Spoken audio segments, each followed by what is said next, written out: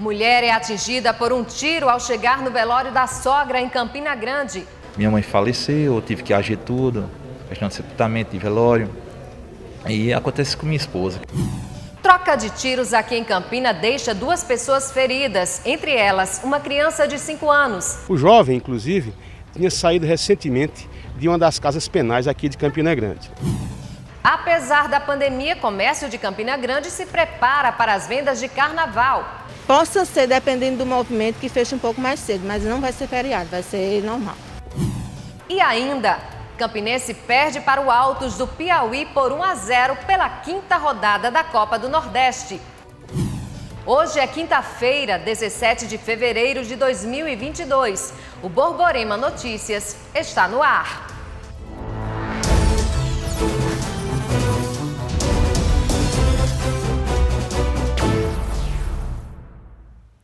Boa noite. Uma mulher foi atingida por um tiro disparado por criminosos no momento em que chegava para participar do velório da sogra. O crime aconteceu aqui em Campina Grande. Os detalhes com o repórter Renato Diniz. O caso aconteceu no início da madrugada de ontem, na Avenida Juscelino Kubitschek, no Cruzeiro, quando a vítima chegava ao velório da sogra em um carro conduzido pelo marido. Ela foi baleada numa tentativa de assalto e encontra-se internada no hospital de trauma. O marido dela acelerou o carro e os ladrões atiraram.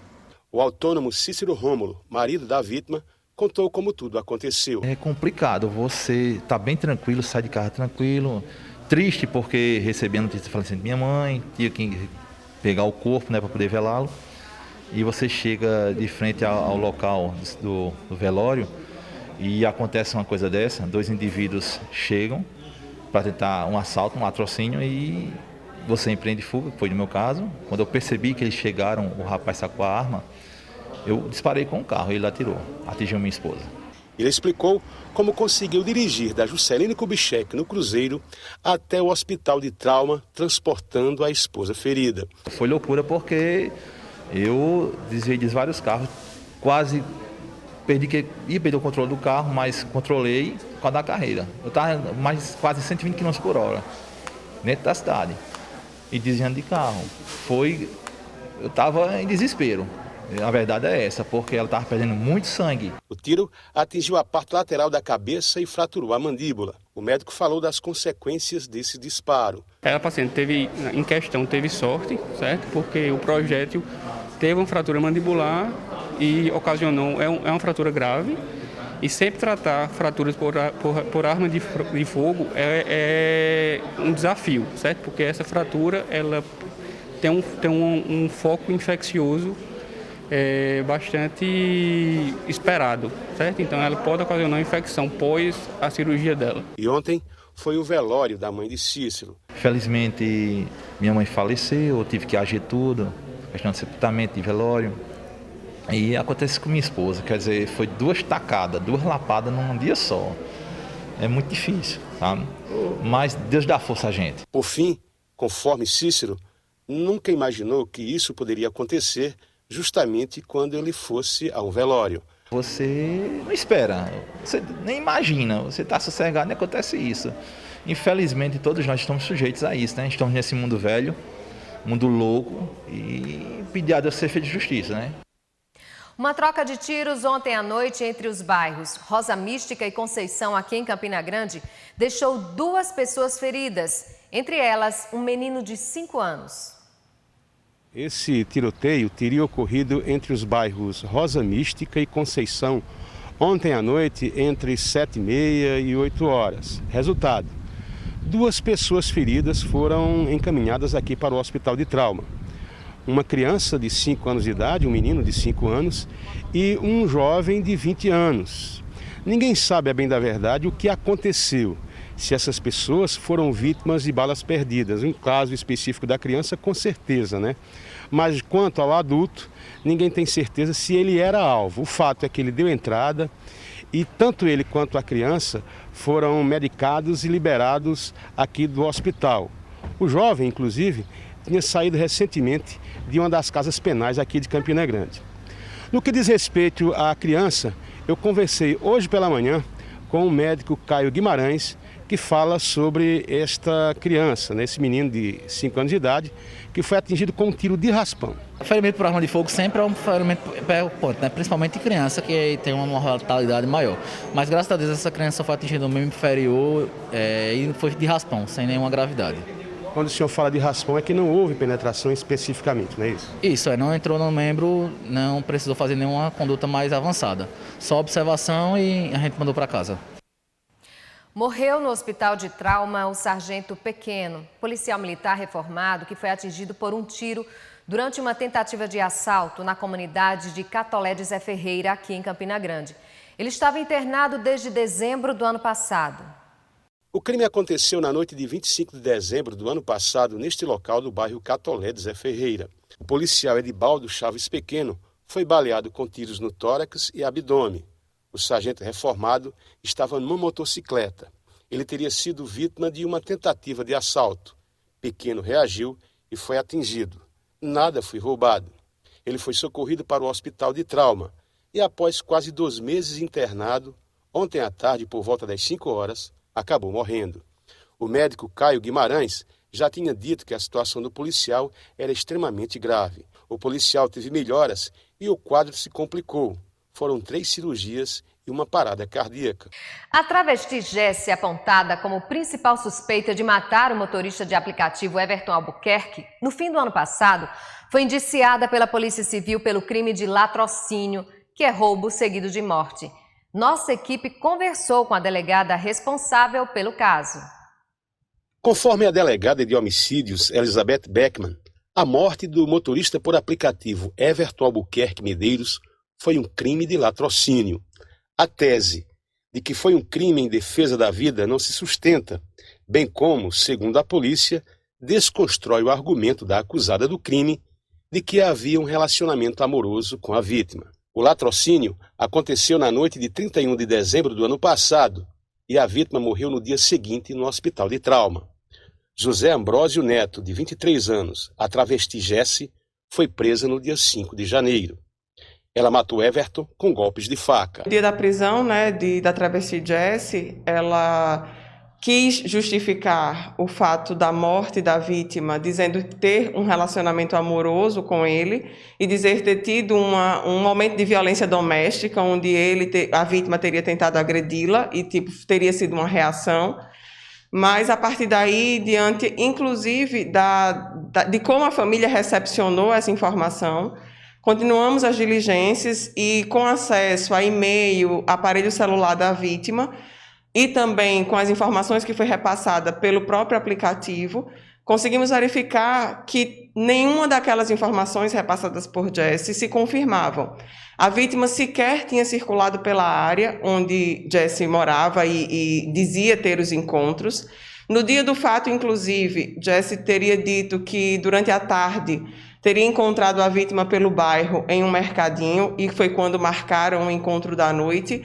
E essa informação também não foi comprovada, até porque fizemos uma análise de 3 meses anteriores ao fato, que foi o período que Jessie disse ter essa relação com a vítima, e no dia do fato foi o único dia que a vítima circulou pela área em que o fato aconteceu. Segundo a delegada Elizabeth Beckman, ficou evidenciado que Jessie quis argumentar legítima defesa, descaracterizando um crime de tentativa de assalto. Para a polícia, tudo agora está esclarecido. Já concluímos, Jessie foi indiciado por latrocínio e o processo já foi encaminhado ao judiciário.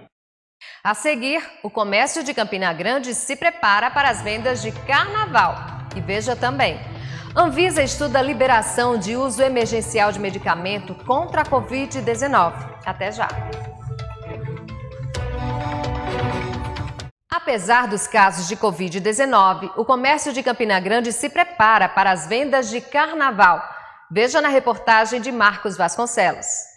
Depois de 2 anos sem festa de carnaval, as lojas começaram a se preparar para a Folia 2022. As festas de rua, a gente sabe que estão proibidas, mas festas privadas estão liberadas com público reduzido, pelo menos é o que diz o último decreto estadual. Nesta loja, fantasias e acessórios já estão à disposição do consumidor. E a contar pelas caixas, muito mais coisa ainda deve parar nas prateleiras. Esse ano a gente apostou acreditando que ia ser melhor do que o ano passado. O ano passado estava ainda meio incerto, as pessoas não tinham tanta consciência da vacina como está tendo esse ano. Então, esse ano, como a gente viu que teve a retomada da vacina, a conscientização, então a gente resolveu apostar esse ano acreditando que vai ser bem melhor do que o ano passado. Tentar recuperar um pouco. Verdade. E vamos recuperar. Mas tem um assunto que pode ser um banho de água fria para o folião. Muita gente não sabe, é que o carnaval não é feriado. Pior, nunca foi. Não é invenção por causa da pandemia. Por isso o comércio deve abrir as portas. O feriado de carnaval é facultativo. E no Brasil não existe nenhuma lei federal, nem municipal e nem estadual, certo? Se o comércio puder abrir, abre. A decisão de abrir ou não o comércio ou qualquer outro segmento é do dono do local. E o trabalhador vai receber como se fosse um dia normal. Isso aí é uma questão de acordo com o trabalhador. Ele nem desconta e nem também não vai pagar, porque é a opção dele. Vai ser facultativa a opção dele abrir ou não. Porque, como eu te falei, carnaval não é feriado. E se o trabalhador, a empresa que ele estiver laborando naquele dia, disser que não precisa trabalhar, a empresa também não vai descontar, porque é a opção do empregador de não colocar o funcionário para trabalhar. E também, se abrir, não vai ter nenhum custo, vai estar cumprindo aquilo que está na lei. Essa loja mesmo deve estar aberta no carnaval. Vai funcionar normal, horário normal. Possa ser, dependendo do movimento, que feche um pouco mais cedo, mas não vai ser feriado, vai ser normal. O presidente do sindicato só faz um apelo. É preciso dar condições para o trabalhador. Carnaval não é feriado, certo? Mas que tenha segurança e transporte público para os trabalhadores e a população nesse momento de carnaval aqui em Campina Grande. A Anvisa tem um prazo de até 30 dias para decidir se libera ou não o uso emergencial de medicamento contra a Covid-19 no Brasil. As informações com a repórter Fernanda Martinelli. O pedido para o uso emergencial do medicamento Paxlovid foi enviado ontem à Agência Nacional de Vigilância Sanitária pela Pfizer, que produz o medicamento. Esse medicamento é um antiviral oral que, em 89% das vezes que foi utilizado, minimizou os efeitos da Covid-19, evitando inclusive internações e óbitos das pessoas contaminadas. Ele já foi liberado em uso emergencial nos Estados Unidos, no Canadá, na China e na União Europeia. E agora a Anvisa tem até 30 dias para decidir se libera ou não a utilização emergencial aqui no Brasil. Mesmo tendo recebido esse pedido, a Anvisa buscou ressaltar a importância da imunização e pediu que a população continue tomando as doses necessárias da vacina contra a Covid-19, inclusive com os seus reforços. Se o Paxlovid for liberado, ele deve ser utilizado já nos primeiros sintomas da Covid-19 e em pessoas que têm a tendência a desenvolver a forma mais grave da doença. Ou seja, deve haver uma triagem das pessoas que vão utilizar o medicamento justamente para que proteja as pessoas que têm mais possibilidade de irem a óbito por causa da Covid-19. Logo depois desse pedido, outras farmacêuticas já começam a se organizar para pedir também a solicitação em relação à liberação de medicamentos. E se o Paxlovid for liberado, será o primeiro medicamento contra a Covid-19 autorizado pela Anvisa em território nacional. Placas solares instaladas nas casas do complexo habitacional Aloysio Campos estariam sendo vendidas pela internet. Hoje, a assessoria jurídica da CEPLAN falou sobre o caso. A Prefeitura recebeu de forma triste a informação que os moradores do Aloysio Campos estão negociando as placas solares que foram colocadas como forma de reduzir a conta de energia, já que são unidades habitacionais destinadas às pessoas que não têm moradia, que necessitam de uma casa, que necessitam de um lar. Além disso, recebemos na CEPLAN pessoas que têm expectativa de residir no Aloysio Campos, devido ao noticiário com as irregularidades que existem lá. Há uma grande expectativa de outras pessoas poderem ser beneficiadas pelo Aloysio Campos. Quantas residências atualmente estão sendo monitoradas, tanto por irregularidades em relação à venda, aluguel, né, e quantas foram invadidas? Hoje temos invadidas 71 unidades, que a lista já está com o Ministério Público Federal, que acompanha toda a demanda do Aloysio Campos desde o início do projeto.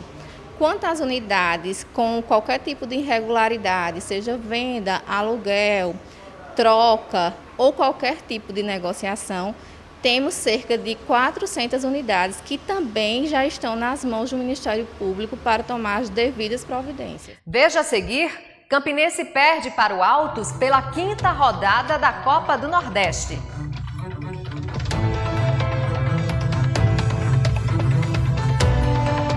Agora o assunto é Copa do Nordeste. Pela 5ª rodada, o Campinense perdeu para o Altos por 1-0 ontem à noite no Piauí.